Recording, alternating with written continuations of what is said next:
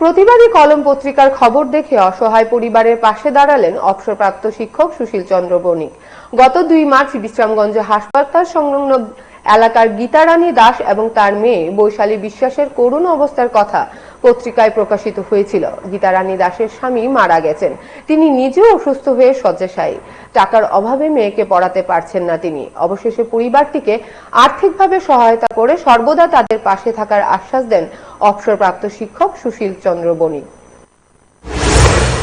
আসলে আমি 2 মার্চ প্রতিবাদী কলমে একটা নিউজ দেখি, বৈশালী পড়ার অভাবে, বৈশালী নামে একটা মেয়ে, বৈশালী বিশ্বাস একটা মেয়ে বিশ্রামগঞ্জের, পড়ালেখা হইতেছে না, মা শয্যাশায়ী, বাবা নাই, এদের কোনো সাহায্য পাইছে না।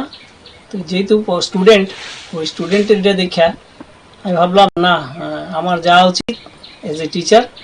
যদি আমি অবসরপ্রাপ্ত টিচার, তারপর ভাবলাম আসি, এবার মানে আন্তর্জাতিক নারী দিবস উপলক্ষেই যাব, কিন্তু কোনো কারণে আসতে পারিনি। সে উপলক্ষে 2টা কাজ, ওনাকেও দেখে গেলাম, পরিস্থিতিও দেখে গেলাম। আসলে এরা ভীষণই দুস্থ পরিবারের লোক। সাহায্য বলতে শুধু ওনার কিছু একটা ভাতা পান, বাকি আর কিছু নেই, বিবিএল এসব নেই।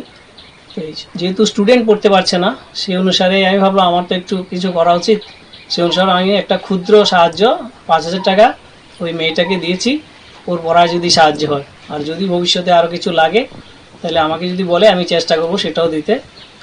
আর এই উপলক্ষে আসলে ধন্যবাদ প্রতিবাদী কলমকেও দেওয়া দরকার, কারণ না হলে আমরা সাধারণ মানুষ যারা সাহায্য করি তারা জানতেই পারতাম না যে এরকম কিছু কিছু মানুষ কত জায়গায় কষ্ট করছে, বা সাধারণ হয়তো ওরাও জানেন না যে এখন তো সব আমরা আর্টিফিশিয়াল কে কাকে কি হেল্প করব এটারে ঠিক নেই। আমার আজকে 6 মাস ধরেই আমি অসুস্থ, বিছনার মধ্যে এই রোগের ব্যথার থেকে পাউডি দুটা লইয়া কোমর লইয়া বিছনাতে উঠতে পারি না।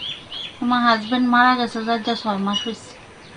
আচ্ছা, অনেক দিন ধরে বিছনাত, তারপরে কোনো সাহায্য লাগিয়ে। আচ্ছা, তুই আপনার আর কে আছে সংসারে?